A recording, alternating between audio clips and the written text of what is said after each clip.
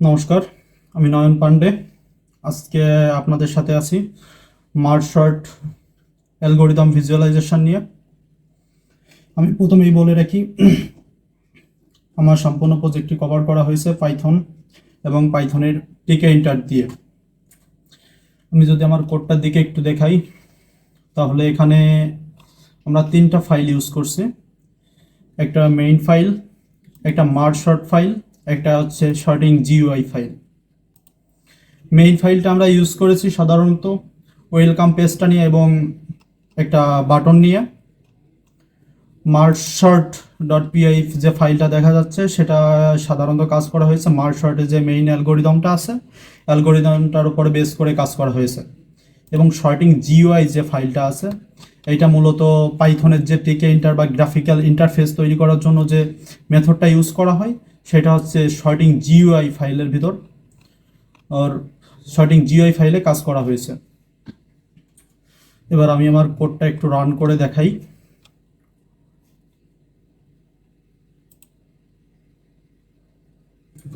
এবার তাহলে আমি আমার কোডটা একটু রান করি। এটা মূলত ওয়েলকাম পেজ হিসেবে আমরা ধরে নিয়েছি। এই ওয়েলকাম পেজটার কাজই মূলত প্রথমে আমরা মেইন ফাইলের ভিতর কভার করছি এবং এটা একটা স্টার্ট শর্টিং একটা বাটন ক্রিয়েট করেছি মেইন ফাইলের ভিতর, যেটা বাটনে ক্লিক করার পর হচ্ছে আমরা পরবর্তী শর্টিংয়ের দিকে যেতে পারবো। এবার তাহলে আমরা শর্টিংয়ের দিকে যাই। এবার শর্টিংয়ের দিকে প্রথম যে ইউজার ইন্টারফেসটা দেখা যাচ্ছে, এখানে একটা মার্জ শর্টের এক্সাম্পল দেওয়া হয়েছে যে মার্জ শর্ট কীভাবে কাজ করে, মার্জ শর্ট কীভাবে কতগুলোর আনশর্টেড ডাটাকে শর্টেড করে সেগুলো একটা সিম্পলি ধারণা দেওয়া হয়েছে।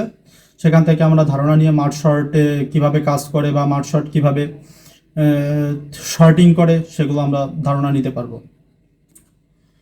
মার্জ শর্ট এক্সাম্পলের নিচে আমরা যে ছোট ছোট বক্সগুলো দেখতে পাচ্ছি, এগুলো সাধারণত উইজেট বলা হয়।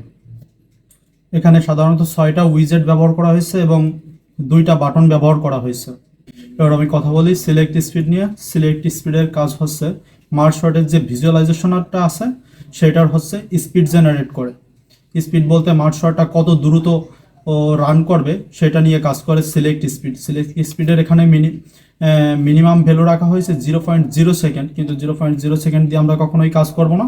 আমরা এখানে সর্বনিম্ন 0.1 0.2 এ নিয়ে কাজ করব এবং ম্যাক্সিমাম ভ্যালু রাখা হয়েছে 2 সেকেন্ড। 2 সেকেন্ড দিলে আমাদের ভিজুয়ালাইজেশনটা একটু ফাস্ট হয়ে যাবে, তাই আমরা মাঝামাঝি একটা স্পিড নিয়ে সব সময় কাজ করব। এরপর আসি আমরা ডাটা সাইজের দিকে। এখানে মূলত আমরা কতগুলো ডাটা নিয়ে মার্জ শর্টে কাজ করব সেটা অ্যাসাইন করে নেওয়া যাবে। এখানে মিনিমাম ভ্যালু দেওয়া আছে 3 এবং ম্যাক্সিমাম ভ্যালু দেওয়া আছে 15। 3 থেকে 15টা ডাটার ভিতর আমরা ডাটা নিয়ে আমরা মার্জ শর্ট কাজ করতে পারবো। এরপর এখানে আরও 2টা উইজেট আছে, যেটা হচ্ছে মিনিমাম ভ্যালু এবং ম্যাক্সিমাম ভ্যালু। এখান থেকে আমাদের মিনিমাম ভ্যালু এবং ম্যাক্সিমাম ভ্যালু অ্যাসাইন করে নিতে পারবো। সর্বনিচে যে উইজেটটা দেখতে পাচ্ছি ইনপুট ভ্যালু, আসলে এখান থেকে আমরা ইউজার ইনপুট নিতে পারবো। তাহলে চলো আমরা এবার একটা এক্সাম্পল দেখি। সিলেক্ট স্পিডে আমরা একটা স্পিডে ধরে নিই 0.6 সেকেন্ড স্পিডে আমাদের ভিজুয়ালাইজেশনটা রান হবে। ডাটা সাইজ দেই 8টা ডাটা নিয়ে আমরা কাজ করি। মিনিমাম ভ্যালু দেই 20, ম্যাক্সিমাম ভ্যালু দেই 101ই থাক। এবার আমাদের ইনপুট নেওয়ার পালা। অবশ্যই এটা খেয়াল রাখতে হবে যে এখানে 8টা ডাটা নিতে হবে এবং তার মিনিমাম ভ্যালু থাকবে হচ্ছে 20 এবং ম্যাক্সিমাম ভ্যালু থাকবে 101। এবার আমরা 20 থেকে 101-এর ভিতর কিছু ডাটা ইনপুট নিব। 55, 35, 85,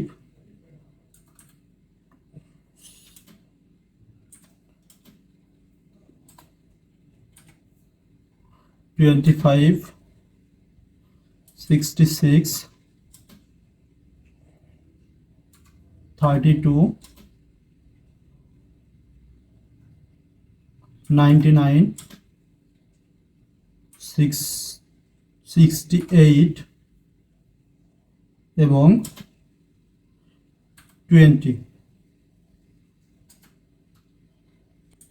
এবার আমরা আমাদের জেনারেট যে দুইটা বাটন আছে, একটা হচ্ছে স্টার্ট বাটন, একটা হচ্ছে জেনারেট বাটন। আমরা জেনারেট বাটনে যদি ক্লিক করি তাহলে আমাদের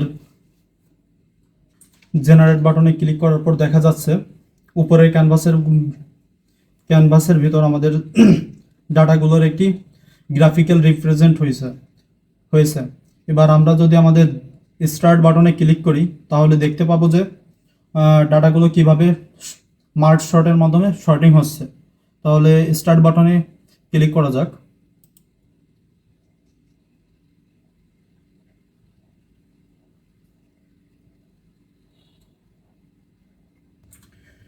ভিজুয়ালাইজেশনটা সম্পূর্ণ ভালোভাবে বোঝার জন্য আমরা উপরে একটা টেক্সট বক্স ব্যবহার করছি এবং মার্জ হওয়ার পর ডাটাগুলো ঠিক যে রূপে আসবে সেটা উপরেই দেখা যাচ্ছে।